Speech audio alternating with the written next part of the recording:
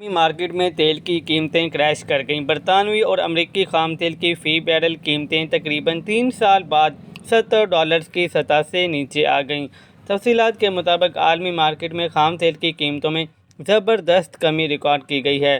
Media reports کے مطابق تقریباً 3 سال بعد پہلی مرتبہ عالمی مارکیٹ میں امریکی اور برطانوی خام تیل کی قیمتیں $70 کی سطح سے نیچے آ چکی ہیں۔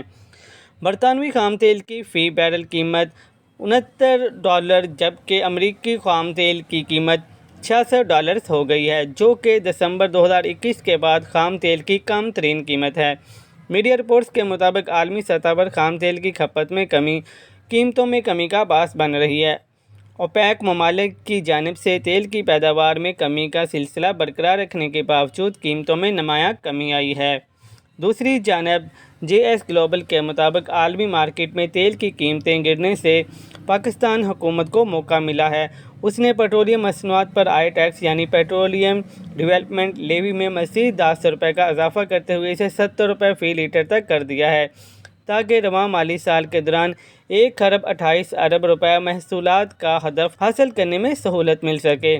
جے ایس گلوبل کی ہیڈ آف ریسرچ ایمبرین سورانی کے مطابق خام تیل کی فی بیرل قیمتوں میں $5 کمی کے نتیجے میں پاکستان کے سالانہ تیل کی درآمدی بل میں $90 کروڑ کی کمی واقع ہوئی ہے، جس کے نتیجے میں افراط زر میں 35 بنیادی پوائنٹس مزید گھٹتے ہیں۔ اس کے نتیجے میں حکومت کو پی ایل ڈی میں مزید اضافے کی گنجائش ملتی ہے تاکہ مالیاتی توازن برقرار رکھ سکے۔ انہوں نے کہا کہ موجودہ رواں کھاتوں کے خسارے میں جو کمی واقع ہوئی ہے اور اگست کے دوران یہ گزشتہ 11 ماہ کی کم ترین سطح پر ہے، جبکہ رواں مالی سال کے ابتدائی 2 ماہ کے دوران بھی اس میں 4% کمی نظر آئی، تو اسی بنیاد پر بنیادی درآمدات کو ترجیح دینا اور موجودہ معاشی صورتحال کے باعث طلب میں کمی بھی آئی ہے۔